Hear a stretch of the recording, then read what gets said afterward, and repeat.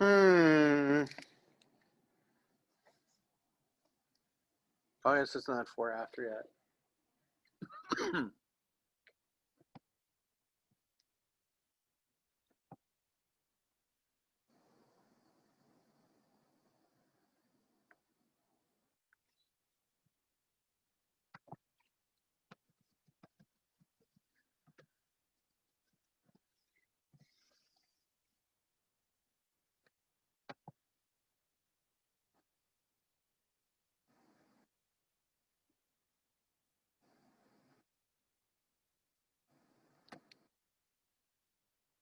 Okay.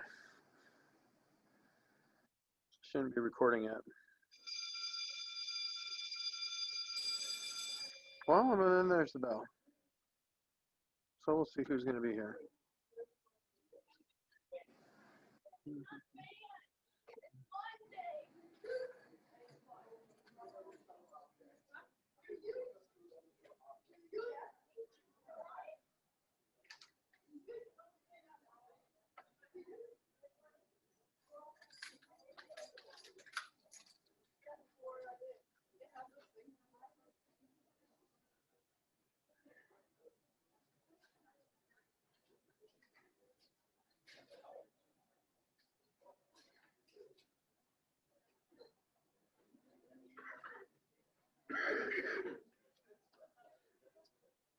Hey, one. There's one of you. Can I run to the restroom quick? Yeah, you better. Oh, in fact, I know the other two are online. Where's Sierra? She got tested. Thought it was strep, but it came back negative for strep, so.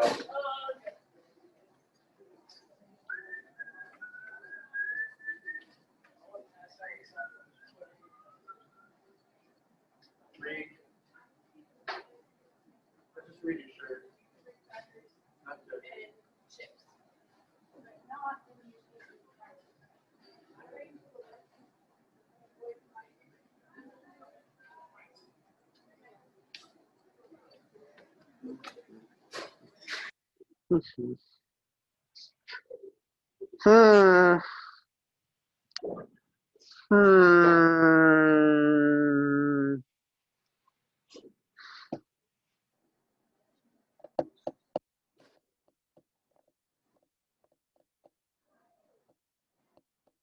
Oh, at least we have Jenna. Question is, will we have Sierra or just Jenna? Whoa, Jenna. So, I guess Sierra thought maybe she had strep, and her strep test was negative, so they tested her for COVID. So she should be joining us online unless she's really feeling terrible, which she might if she thought she had strep. And I know, like my daughter, when we thought she had strep and she had COVID, it was pretty miserable. So what I'm going to do is I will show you and Tori a few things on a little slideshow, and I'll just record it. That way I can upload it, and it's there if and when Sierra is feeling better. And, of course, Tori went. What's that? Sierra's joining soon. Tori is in the restroom, so really it'll just be me and Tori here, and then there's you. So where in the heck was I going? Oh yeah. See if I can enlarge it from here, or if I have to. Is it gonna automatically enlarge it? No. Well, that makes me feel dumb. Did I share it with you guys on Schoology, or do I have to go into my... Oh, look at this. Sierra's here. Yay. Sierra is well enough to be here. Jenna literally said she'll be in a second. Oh, see, and I can't hear. I'm deaf, but I'm also old and addle-minded, so that means I'm ditzy, so I didn't necessarily catch everything. That's cool that you heard her say that, though. Well, let's go to the class part, and yes, this should be in layout and design. And yes, this is what we want. Designing in 5 basic steps. So I'll talk about it a little bit. And what the heck? Is this the, no. That's the one that here we go. That's the one I already did with you. This is the one that's actual notes. Here we go. So some things for you to write down while we're waiting for our friend Tori to return from Restroomville. So here we go. Let me maybe move this. I've moved it before. Our doohickey from Zoom. Get a little bit out of our way. 5 key principles, and you maybe have heard me talk about principles of design in 8th grade art, and there's like 8 of them. If you have me for commercial art, I think there's either fewer or more because they also include things like hierarchy and proximity and so forth and so on. Well, Jostens has got 5 key principles, and so this goes a little bit with what I showed you on Yearbook Avenue, creating that baseball softball page. Here's 3 for you can write down. Number 1 to know is you got dominance. Had that in 8th grade, Principles of Design. Dominance means the CVI, or center of visual interest, a focal point. A lot of times, and I think I talked about it on that video, well, now it's a video, but on that demonstration for you on Yearbook Avenue, having an anchor. And the anchor can be an image, one picture, or the anchor can be a module. And I made like a little module. iFlow, which is, we have that iFlow line, which is the thing that we put underneath the dominant or anchor image, which ties 2 pages together if you're doing a spread, but helps the reader go from left to right, right? So iFlow line. So iFlow keeps the reader moving from one element to another. You can do kind of an S. Is it an S or backwards S? Backwards S. Yeah, so dyslexic S. Top left to bottom right, kind of curving us through. And one of the things, maybe I haven't shown it to you yet, but over the course of the semester, you're going to get it, whether it's from me or from things that I put on Schoology from Jostens and whoever else. You can have like somebody's arm or somebody's leg or even their torso, or better yet, where they're looking. Okay, where the person in the photo has, where their eyes are going, that is going to take your reader's eye into the next picture or text or whatever. Sarah had her hand raised. No? Were you just waving, or? I don't mean to have you on mute. If you have questions, stop me and speak up. And third one is contrast. Keeps things lively is what they say here, but basically what that means is, if everything is all kind of the same, it's all kind of muddied and gray. So we want some contrast. So here, a huge one, kind of big key principles, bold, dominance, iFlow, and contrast, and not bold for your definitions. They're trying to use contrast, they're trying to use space, they're trying to use hierarchy, all of those things that control where your eyes go. Okay, so for example, and really a better teacher, and this kind of thing is easier when you're all here, but instead of me showing you, what I ought to do is ask you, how did they use dominance, how did they use iFlow, and how did they use contrast on this layout?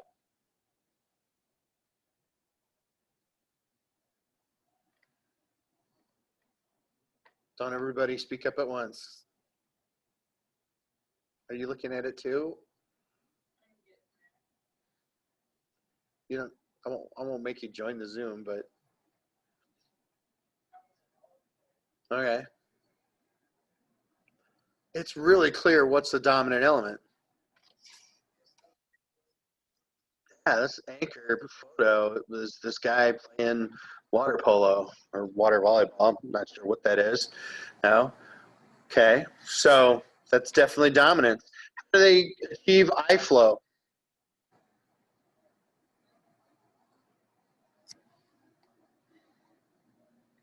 If I get my ear close enough to the webcam, can you see all the hairs in my ears? Well, take a look at it for a second. Every single one of these dudes, they're trying to throw the ball from left to right, and they're looking from left to right. That's on the left side of the page. This is the gutter right here. These guys are looking towards us, and these three guys, they're all looking from left to right. How else do we do? So these guys make you look at those guys. These guys make you look either at these guys or at your content or at these guys. What else moves your eye from left to right and from top to bottom?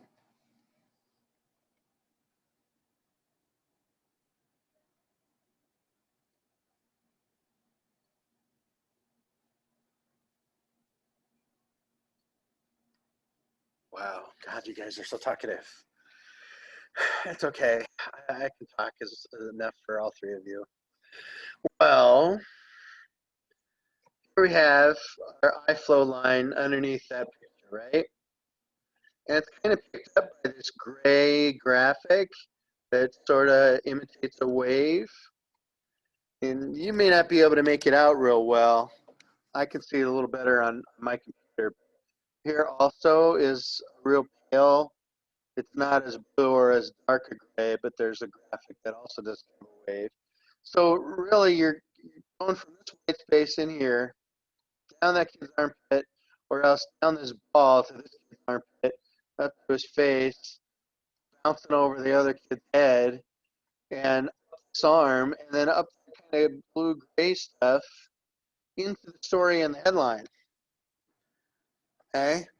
There's another way that they work from eye flow. In fact, this is a big horizontal picture and not a diagonal or a vertical. The fact that all these pictures are surrounded by white, even right through here, we can kind of come in through the bottom and follow this trail. It was a maze now of white up into the story and the headline. Okay, there's all kinds of tricks that they do for eye flow. And you think of this as a module with a story. These two things kind of work as one module. Some action pictures, especially with a cutout, and probably I'm guessing these are seniors, right? This is one big module over here with these pictures. So 1, 2, 3, maybe consider it 4. But again, with hierarchy, biggest headline, and then here's a secondary headline and story, and our captions are even smaller than our story or our quotes. So this caption, the point size is even smaller than those quotes. Okay. Contrast. Dominance, eye flow, and contrast. What kind of contrast do we have? Really, I kind of covered it already, talking about some of the things that they use for eye flow. 1/3 over here is more copy or words. Then 2/3 is all picture. Right? Then 2, contrast in size, one huge picture, and 6 or 8 or 10 maybe medium-sized pictures, and 3 tiny dinky little pictures. Right? And blue and white, blue and gray. There's a number of different ways that they have some contrast. So let's keep moving. Okay. So next, number 2, 3 more design elements. You're probably going to want to write these down as they'll be on a quiz on Friday. In fact, most of these are probably in the study guide. So especially you two that are not here, check the study guide on Schoology. It's like 8 or 9 terms. And I think I uploaded the PDF of the little reading And plus there's this slideshow and there's another slideshow that I'm not showing you that you can look at yourself.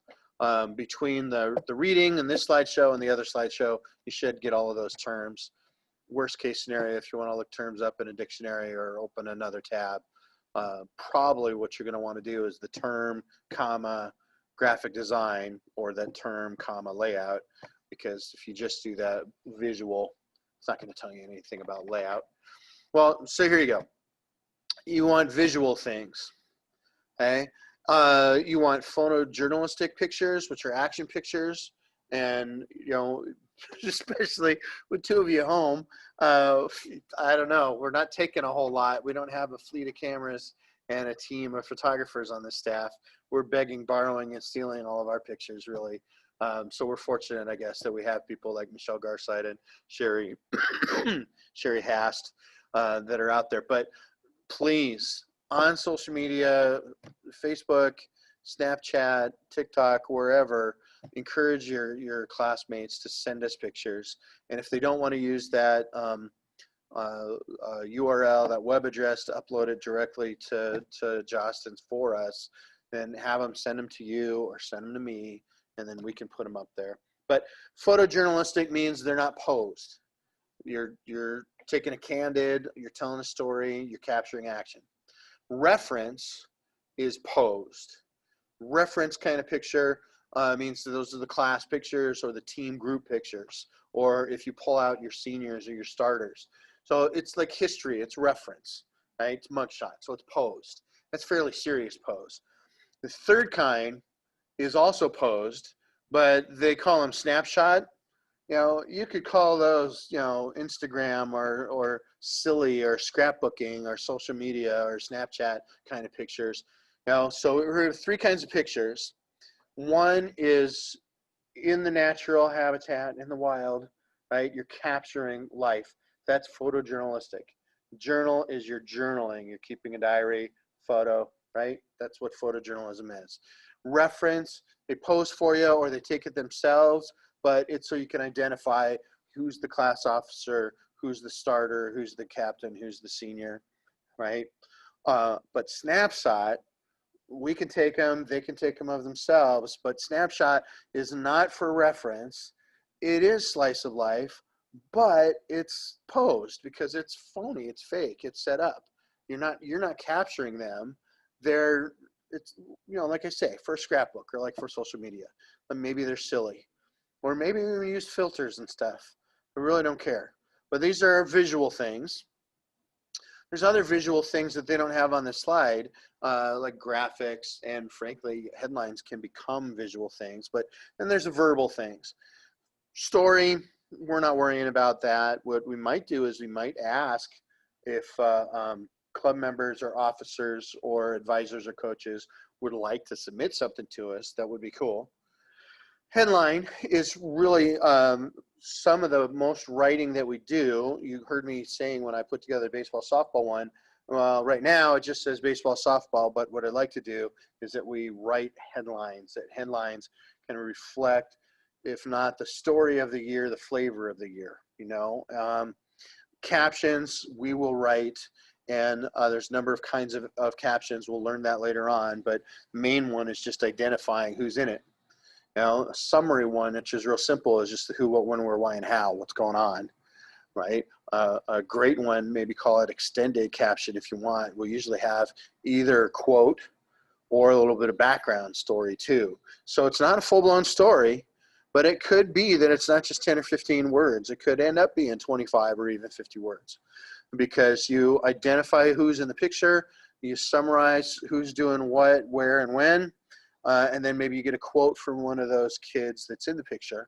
And then your background is, okay, so what were the results of that game? Or what were the results of that season? And then a quick read, you see down here, doesn't take a whole lot of English, okay? Quick read could be, maybe we take a survey, and it's the results of the survey. Quick read could be, we get stats from Quick Stats, you know, who's on honor roll, who is A team, who's B team, who is on all honor team, all state or all conference or all whatever. Okay, so quick read could be, you don't put it in a paragraph form. You just say so-and-so placed fourth at this tournament or what have you, that kind of thing. Just pull out some information that's not just a picture. And then storytelling is not just verbal. It's not just writing a news story or a feature story or an interview, but really the ideal situation is that hopefully our visuals are going to tell a story too. And we really end up getting lucky with things like play, band choir, or FFA kind of field trip sort of stuff, because a tackle can happen at any game. What would be good is if it's a tackle that prevents a touchdown or something and runs out the clock so that we win said game. If there's consequence, then we have a story and we can put that in the caption. But usually if it's a sometimes snapshot, but almost always a photojournalistic photo, it's going to tell a story because, well, this is how these people dress that day or what have you. Okay, so here we have another layout. Frankly, this one is kind of verbal heavy, but we have visual elements, verbal elements, and storytelling elements. What do you think? What do you see? Do you see examples of any of those?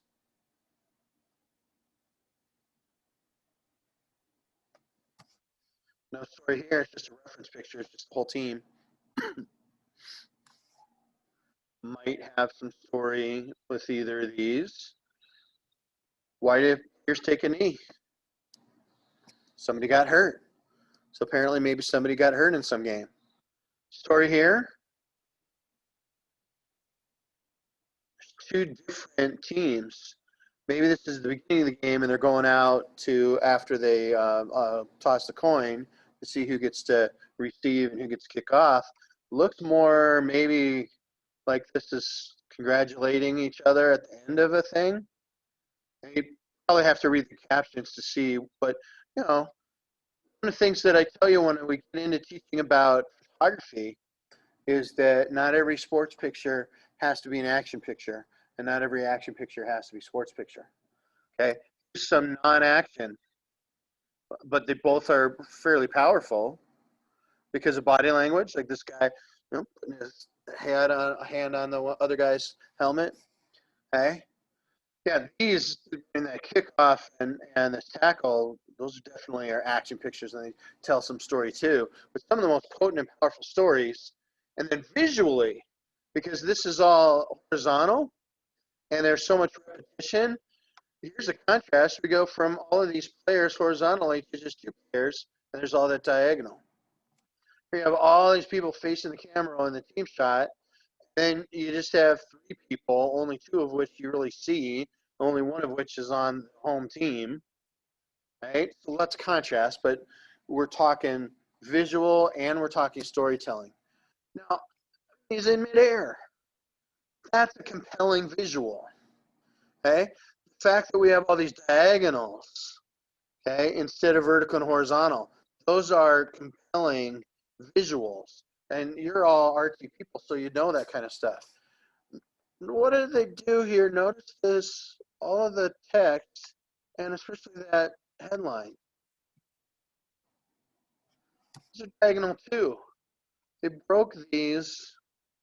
They're not the straight vertical and horizontal like text is supposed to be. By the way, I love how this cutout kind of guy, his arm sends you down into that story. I'll bet you anything. This little picture with the guy with the helmet off in the face is that guy. I bet you he is the tackle trap. I don't know how you would get that because these guys are the ones doing the tackling. But somehow this ball runner gets caught in these tackle traps. Just guessing on words. This verbal story, because it's so diagonal, also becomes a verbal kind of thing. But they may take him down eventually, but not in this picture.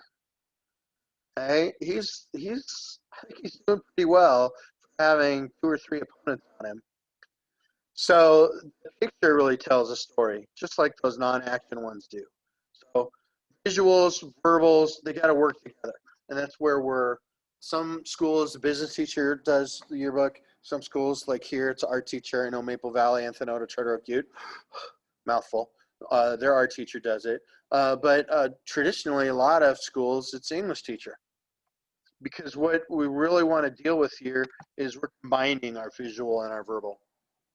Okay, so what we talked about last week, and I demonstrated for you on Yearbook Avenue, so I would love for you now to start experimenting. Maybe what we need to do, and we can have another Zoom tomorrow, since I'm not having a typical meeting today, and we can have a meeting tomorrow, is you guys choose some pages that you are interested in. I know Sierra's done that already. And maybe you're waiting for me to assign them because you don't want to fight over them, or you don't want to necessarily volunteer or what have you. But once we get you to decide what pages you're going to do, then you can get started working on them. But we talked to you about the framework. Number 3 is the framework. That margin was step 1, getting the margin. And really a lot of step 1 is also that gutter and the columns or grids. If you think about the rule of thirds tic-tac-toe board, your columns and grids for your vertical and horizontal alignment, how it's structured to make things organized. 2 things that you never want to cross the gutter. I don't have a yearbook here, so I have a 8th grade art textbook, right? This is the gutter, and Sierra knows this. The gutter is where the 2 pages go into the spine, right? There's 2 things that you don't want to have in the gutter. You don't want to have text crossing the gutter. So you can have a big old headline, but you'd better be careful that it's here we go, Bulldogs, and you don't put the O from go or the B from Bulldogs in the gutter.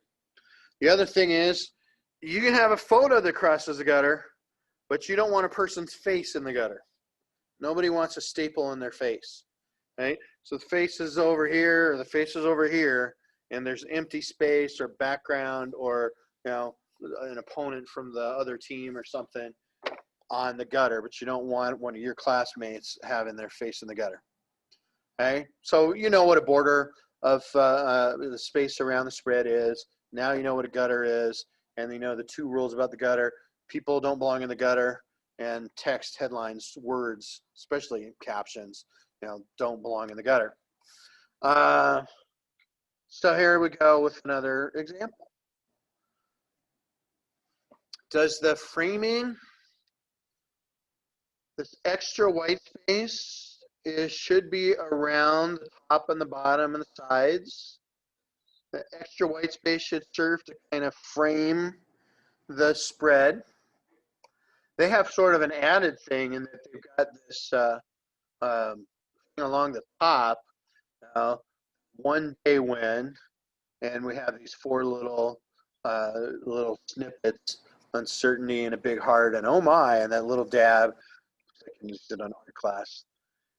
This bar of module frames these other 2 modules, right? And really, in a way, prom picture, and I've taken our prom pictures like this.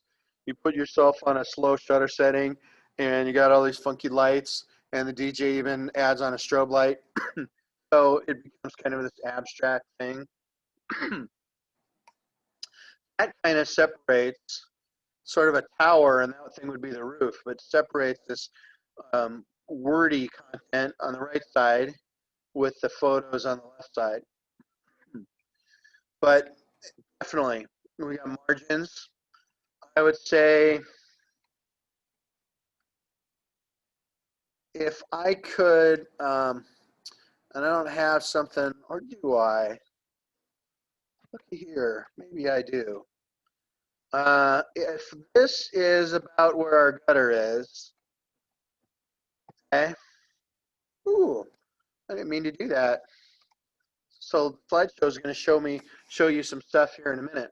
But this picture goes over the gutter. The gutter is probably between those two little pictures up there, right? And you'd say 1, 2, 3 columns of story. 1, 2, yeah. So this picture is 2 columns wide. This picture is 2 columns wide. Each of these 2 pictures are 1 column wide. So this whole page, 2-page spread is going to have 1, 2, 3, 4, 5, 6 columns. But watch what they do. First, that you can have micro columns. Okay, and this is a great way that you can have bigger or smaller pictures, and it'll look less structured. It'll look less stodgy and stuffy and traditional, and yet it's still got a grid. Okay, so you look at where I get my pointer again. Now this white space and this white space, those pictures kind of barely butt into it. Now, so there's still, you might call this one a rail, since this picture is too big to really have a traditional, this might be your eye line, or actually up here above it might be your eye line. But watch what they do with the next one. I think they're going to do it. Oh, okay. So that grids and columns. Here's your framing margin. Okay. This red stuff coming in here, it kind of looks like a grid, right? It's a structure. Those are like red iron I-beams, and you're building a house. You're building a skyscraper, and all of these things are the word I'm looking for, are drywall, right? These are the red stuff for the beams, and your average reader is totally oblivious to those. They're unaware. Okay? And I'm more aware of them than you are because I've had special training in college classes. But one of the things that if you do your job right, you use structure, but your viewers are totally unaware of that structure. Okay, so moving number 4, the 4th thing that you should know is start to finish. And here's the order that I went in last week, Thursday, Friday, whenever I did that in YRBK Avenue. After I've got my margins and my column, my grid, then I add the dominant element, call it an anchor photo or anchor module, call it a CVI, center of visual interest. It's not the actual center geographically or geometrically, but it is where you want the emphasis to be, where you want to draw your viewer's attention. Generally, place that first, and that's going to drive your eye flow, and you put an eye flow line either under it or above it. Then you get your secondary modules around that. Maybe you have a hierarchy, so that's the big picture. So then you have a few medium-sized pictures and maybe a few small pictures, but also think of headlines and captions like they're modules, like they're little blocks. This is like building with blocks or building with Legos, okay? But don't forget that space, the final frontier. Remember from drawing class, nothing is so real as nothing. So the background or negative space, that extra space, is a genuine element. Treat it like it's a block, like you're dealing with Legos or you're building with blocks. Important thing is no trapped white space, and you generally want outside or extra white space to be around the outside. Okay, the term that I was taught was professor at Ball State University at a journalism camp was planned white space. Be aware of it, realize it's a legitimate thing, and then use it. Okay, so here's one. Another layout. Got a dominant element? Oh, heck yeah. It's not every school that has pictures in the yearbook of students falling out of a plane. Okay, wicked pictures of it too. And one first out of the plane, one on your way down, and then one afterwards. You're not getting me to do that.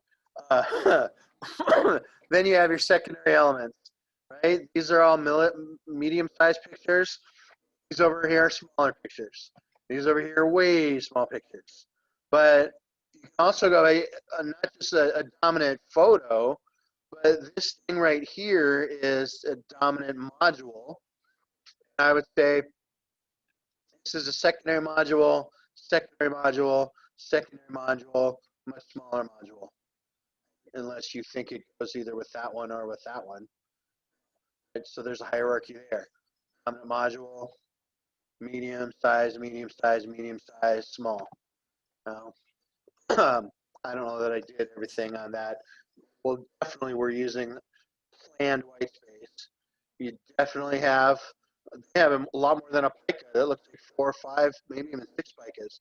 This is our eye flow line underneath the dominant. You know, this is a rail would be next to the dominant. Right? Notice that this space are just as wide as that space. Okay, so consistency in how you use your space, not just consistency in, all right, all of these 4 seniors are going to be squares and they're same size, like box in the place, right? Or all of these little mini pictures with quotes are going to be the same size so that there's consistency or rhythm there. But our white spaces have consistency and rhythm too. Now, there's one pica between those 3, one pica between these 2. So there's consistency. I know, things like consistency can get boring. So here's the 5th one as we're running out of class time, readability. If you go on to Artsonia, I did a project with 8th graders using an app that you may want to play with and explore because it'll help tune and hone your graphic design skills, called Lucid Press. It's at lucidpress.com, lucid with a C, not an S. But if you look at they're supposed to make a poster that demonstrates a principle of design. And they didn't get any training like you're getting on how to do layouts. Some of them did pretty good instinctively and some of them, eh. But one thing I told them is a lot of times, like we're using a new technique or a new tool or a new app. And what happens is the media is the message that I want to show you what I can do with these filters on this app. Or I want to show you what great pictures I can do with my new phone. That's this model phone. Okay. Well, the message should be the message. By definition, the word media is delivering a message. You know, a hose delivers water. The wax delivers the pigment in a crayon. The water delivers the pigment in watercolor. So you want to use the grid, use the visuals and verbals to share meaning, share an experience, share a feeling, share an idea, share a story. Okay, so I'm challenging you, even though I'm not an English teacher and it's not a journalism class, challenging you to tell stories, not just pick good pictures and put them in jiffy compositions. But what's the story of the year? What's the story of a given class or a given club or a given team? You know, what's their personality? What's their flavor? If you don't necessarily have a story, you know, what's their vibe? I don't know if that means anything or if that makes me sound like I'm a hippie or something, but I hope that you get what I'm talking about. I've had some of you just in high school, some of you junior high through high school. I was teaching 6th graders about invoke a mood, evoke memories or associations, and provoke reaction or response. Well, that's ultimately what you want to do with the yearbook layout. But it's got to be readable. So your graphics, okay, if you use clip art or you create boxes or you draw something and take a picture of it and upload it, all of that has to serve the sport or the club or the choir or the sophomores or the seniors. I hope you see what I'm saying. The strategy that you use to unify or to separate content elements. You know, This, they used a box to separate. This, they have these horizontal lines, these horizontal rules to separate. This, they've got vertical and horizontal lines to separate. But they're also using these headlines to separate the modules from the other modules. We already talked about how they use this white space to separate them. Well, that strategy, those kinds of strategies can show you, here's varsity, here's JV, here's A team quiz bowl and B team quiz bowl. Here is high school cross country and junior high cross country.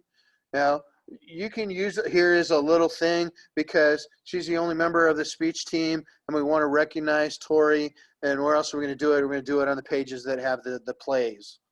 Okay, this is not part of the play. This is part of speech. How you separate things or unify things are going to be important.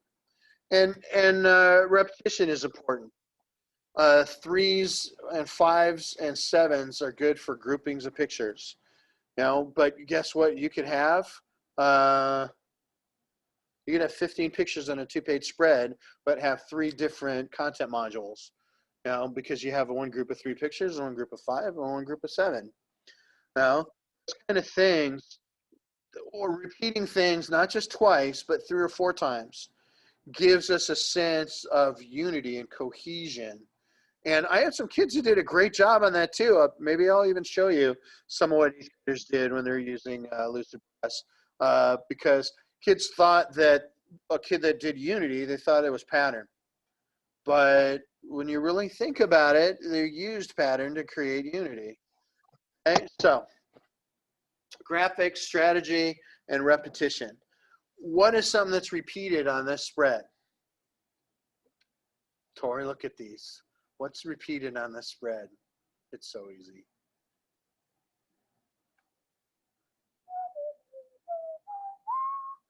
There's cool colors. Red, white, and blue. Right? I mean, it's inevitable that you're going to have blue sky, but they also have their blue shorts. Well, look over here. The background on the text is blue, and their headlines aren't black, they're blue, and their quotation marks and their drop capital are blue. So they're repeating blue all over the place. And yeah, they can't help but repeat the red because all these kids are in uniform. Okay. Blue, black, blue. White, black, blue. And they're repeating these blue quotation marks all over the page. So at least once, twice, 3 times a lady, 4, 5. Check this out. This little arrow thingy makes these puzzle pieces. That started over there, and the cool thing with the track going into it makes it almost like a curved arrow. So that's another thing that they repeated. Repetition. Cool thing about it by accident is she's got kind of a curve to her body, and there's a curve to the track down there. The repetition going over the high jump or pole vaulting. And all 3 of these kids are pole vaulting. So, where's the shot put? I would say. Where's the discus? Well, they get some interesting visuals, these verticals of having all those pole vaults. Here's a repeated thing. This is called a pulled quote. Now you pull a quote out of the story and separate it off by a little white space. I don't get to do those because kids don't write stories for my yearbook, and I'm not the newspaper advisor. But they're doing it by their pictures, and those are probably the seniors over there. But you do it in that story too, so that's a repetition. Anywho, dominant element, eye line underneath it, kind of a jag in our rail because it goes over here. This is probably where the gutter is. So that guy, the black guy leaning up against the fence in the run suit. I don't know if his face is in, but it doesn't matter because he's an adult or a coach, I think. Plus, he's on a different school because he's not wearing red and blue. And I think that's about it, unless you have any questions. Nope. So let's meet. We don't have to talk the whole 45 minutes tomorrow, but let's meet tomorrow to talk about what pages do you want to do. And by the way, please start tagging pictures because there's a lot of homecoming pictures in there. See you later. I'll see Jenna in web design. Bye for now.